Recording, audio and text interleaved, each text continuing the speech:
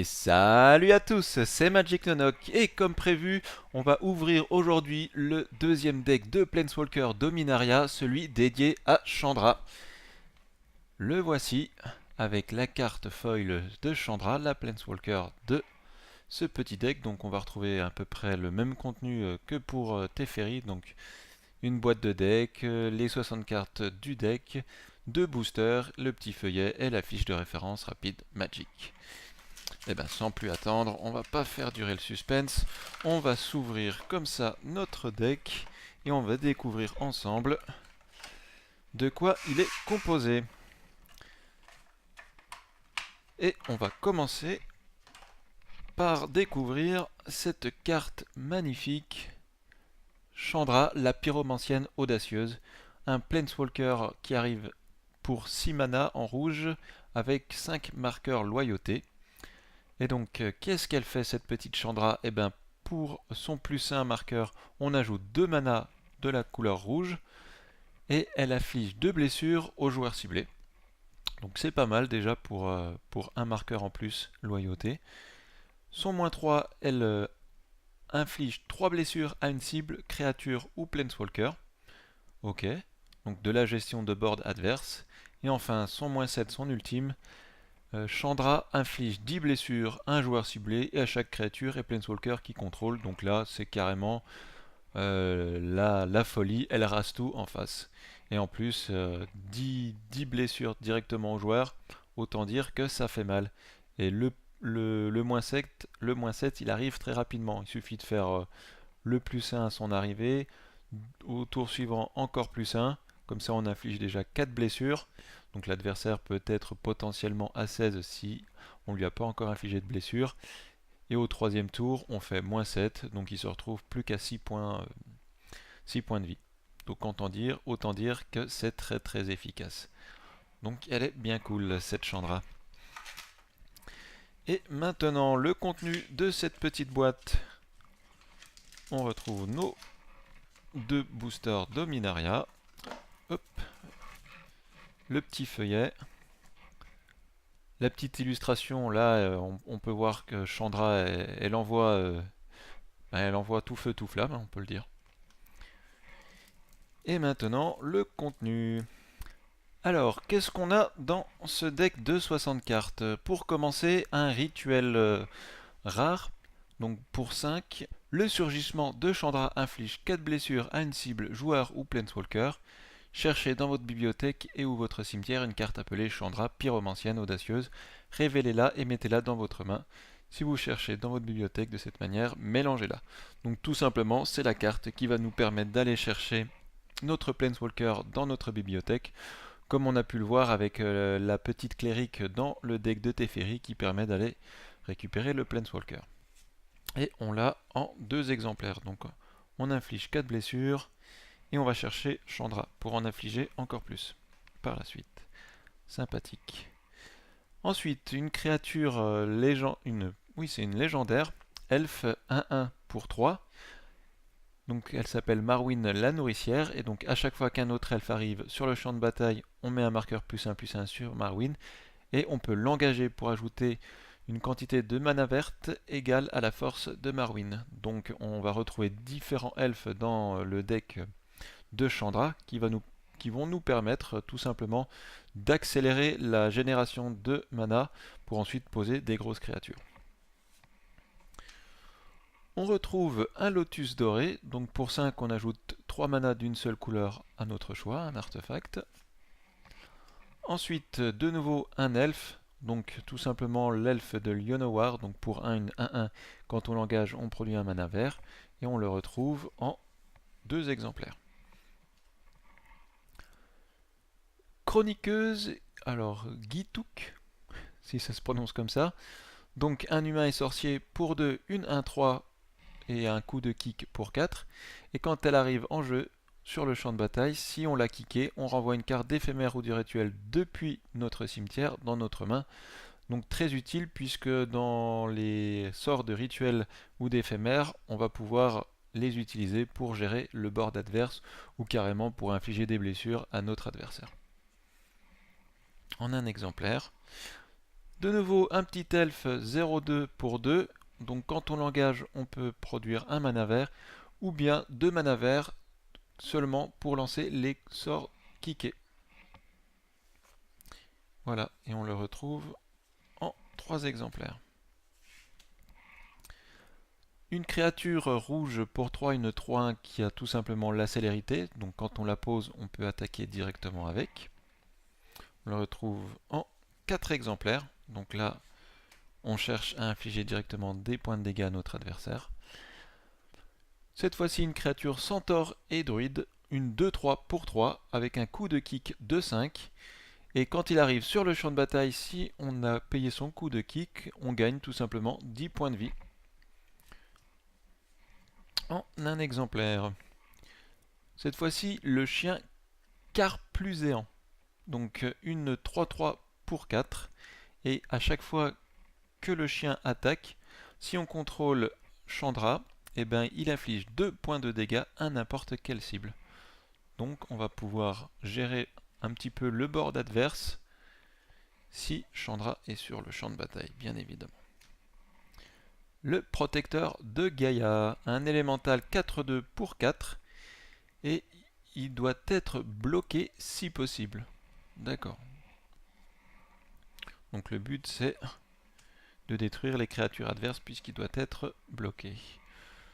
Une bête 4-4 pour 4 en vert avec un coup de kick de 4. Et si on a payé le coup de kick, eh bien il arrive tout simplement sur le champ de bataille avec 3 marqueurs +1/+1 sur lui. Donc potentiellement une 7-7 pour 8. Et on le retrouve en 2 exemplaires. Un autre élémental, mais cette fois-ci en rouge, une 5-4 pour 5, tout simplement. En 3 exemplaires. Le fameux grand singe. Donc une créature verte 5-5 pour 6 avec un coup de kick de 3. Et si on paye ce coup, il arrive sur le champ de bataille avec 5 marqueurs +1/+1 sur lui. Donc on a directement une 10-10 pour 9. Et à chaque fois qu'il attaque seul, on double sa force et son endurance jusqu'à la fin du tour. Donc pour 6, une 5-5 qui quand elle attaque devient 10-10. Par contre, si on a payé 9 pour le jouer, on a carrément une créature 20-20 quand il attaque. La guivre primordiale, encore une grosse bestiole en vert, une 7-6 pour 6. Et maintenant, pour jouer toutes ces cartes, on retrouve 11 montagnes, 11 plaines. Et c'est pas fini, ils nous ont mis en fait les sorts juste après. On a le feu Shivan. Donc un éphémère rouge pour 1, il inflige 2 blessures à la créature ciblée. Et si on paye le coup de kick de 4, donc en tout pour 5, il inflige 4 blessures à la créature. Et on le retrouve en 2 exemplaires. Un éphémère en vert, donc pour 2, on dégage la créature ciblée, elle gagne +2/+2 jusqu'à la fin du tour. Si ce sort a été kické, donc 2 de plus, c'est-à-dire 4 en tout, eh bien la créature gagne +4/+4 jusqu'à la fin du tour. Transpercer le ciel, donc pour 2, un éphémère qui inflige tout simplement 7 blessures à une créature avec le vol. Donc autant dire, ce sort d'éphémère peut tuer toutes les cartes qui volent. Combat par le feu, un rituel rouge pour 3 qui inflige 5 blessures à une créature ciblée. Et s'il a été kické donc pour 6 de plus, donc 6, 7, 8, 9, il inflige 10 blessures réparties comme on le désire entre n'importe quel nombre de cibles à la place. Celui-ci, on l'a eu, rappelez-vous, dans un des 2 boosters que j'ai ouvert avec le deck Teferi. L'intervention ardente, un rituel rouge où l'on peut choisir soit d'infliger 5 blessures à une créature ciblée, ou bien de détruire l'artefact ciblé. Et cette fois-ci, on passe au terrain spécifique. Donc, comme pour Teferi, on retrouve un Biland qui arrive sur le champ de bataille engagé, et il nous permet de produire soit du mana rouge, soit du mana vert, et on le retrouve en 4 exemplaires. Alors, petit bilan de ce deck préconstruit. On retrouve déjà Chandra qui est une bonne Planeswalker. Ses 3 effets sont très intéressants. Et son ultime, comme on a pu voir, il peut très vite arriver en jeu et donc potentiellement accélérer la mort de notre adversaire. Concernant les cartes vertes, on retrouve soit des petits elfes qui nous permettent de ramper, c'est-à-dire de produire du mana rapidement, pour ensuite poser les grosses créatures vertes qui sont proposées dans ce deck. Et en rouge, on retrouve quelques créatures rouges avec un gros body, et surtout des sorts d'éphémères pour infliger des blessures directement aux créatures de notre adversaire, soit pour gérer son board, ou bien pour directement finir tout simplement notre adversaire en lui infligeant des blessures. Si je devais comparer les deux decks que nous avons ouverts, celui de Chandra et celui de Teferi, eh bien je pense que c'est le deck de Chandra qui est à mon avis, gagnant entre les deux. Je pense qu'il s'en sortirait plus facilement. Mais de toute façon, je vais vous proposer très bientôt une ou plusieurs vidéos où je jouerai les decks avec une autre personne, si Chandra s'en sortirait mieux que le deck de Teferi. Et on passe cette fois-ci à l'ouverture des 2 boosters qui sont proposés dans ce deck. Alors, qu'est-ce qu'il nous propose ce premier booster? Donc on passe toutes les communes. Je vais vous montrer quand même les Unco. Donc on a eu le triomphe de Gérard, donc qui est un enchantement saga pour 2 en blanc. On met un marqueur +1/+1 sur la créature ciblée de force la plus élevée que vous contrôlez pour le level 1 et le level 2. Et le level 3, la créature ciblée avec la force la plus élevée acquiert le vol, l'initiative et le lien de vie, rien que ça, jusqu'à la fin du tour. Et donc si vous avez vu ma vidéo sur l'AP Dominaria que j'ai fait, je l'ai mis dans mon deck et il a été très utile.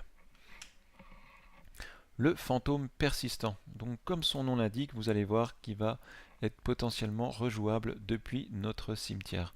Donc c'est une 5/4 pour 6 et à chaque fois qu'on lance un sort historique, on peut payer un mana noir et si on le fait, le fantôme persistant revient depuis notre cimetière dans notre main. Une créature qu'on a déjà vue, la 2/2 pour 4 double initiative et qui donne la double initiative aux créatures ayant l'initiative. Et derrière, on aura eu la renaissance glorieuse des Archéens. Donc c'est ce rituel légendaire pour 7 en blanc et en noir qui nous permet de renvoyer sur le champ de bataille toutes les cartes de permanents légendaires depuis votre cimetière. Alors à l'époque j'avais dit que c'était peut-être cher pour ce sort, mais après coup c'est peut-être effectivement jouable. On joue un deck en blanc et en noir autour des permanents légendaires. Il y en existe pas mal de très intéressants en noir et en blanc. Et bien pour 7 on les ramène tous en jeu. Ça peut être pas mal. Voilà pour ce qui est du premier booster. Et cette fois-ci le deuxième. Qu'est-ce qu'il nous réserve celui-ci? On passe toutes les communes. Voilà. Le golem rugissant, une 2/3 pour 3. Et à chaque fois que le golem rugissant attaque ou bloque, chaque joueur pioche une carte. Il me semble qu'il est dans le deck de Teferi, si je ne dis pas de bêtises. Ensuite, un sort, une créature 5/3 pour 4 qui est un élémental, qui a le piétinement, la célérité, et au début de l'étape de fin, il faut payer son coup de kick, sinon on le sacrifie. La troisième unco, c'est Rona, la disciple de Jix, donc une 2/2 pour 3 en bleu et en noir, et quand Rona arrive sur le champ de bataille, vous pouvez exiler une carte historique depuis votre cimetière. Vous pouvez lancer des cartes de non-terrain exilées par Rona. Et pour 4, quand on l'engage, on exile la carte du dessus de notre bibliothèque. Et attention, derrière, pour la rare, ce sera un Biland, un terrain rare, la chapelle isolée. Ça fait toujours plaisir d'avoir un petit terrain comme ça dans un booster. Et donc elle arrive sur le champ de bataille engagé à moins qu'on contrôle une plaine ou un marais. Et quand on l'engage, on ajoute un mana blanc ou un mana noir. Et donc comme vous avez pu remarquer, ce sont des terrains Biland, enfin je les appelle Biland, mais ils portent sûrement un autre nom, et ce sont l'association de couleurs ennemies, comme ici le noir et le blanc. Voilà. Et rien de spécial derrière. Et bien voilà les amis, c'est la fin de cette présentation de ce deck Chandra. Donc comme je vous avais dit, à mon avis personnel, c'est que ce deck de Chandra est sûrement plus fort que le deck de Teferi. Même si j'aime bien Teferi et que son homologue m'a pas mal aidé dans mon AP Dominaria, je pense que si on fait un duel entre ces deux decks Planeswalker, c'est le deck de Chandra qui s'en sortira le mieux. Eh bien, je vous propose de découvrir ça prochainement dans une vidéo où on jouera ces deux decks Planeswalker l'un contre l'autre pour voir si j'avais raison. Eh bien, je vous dis à très bientôt. Allez, à plus. Ciao, ciao.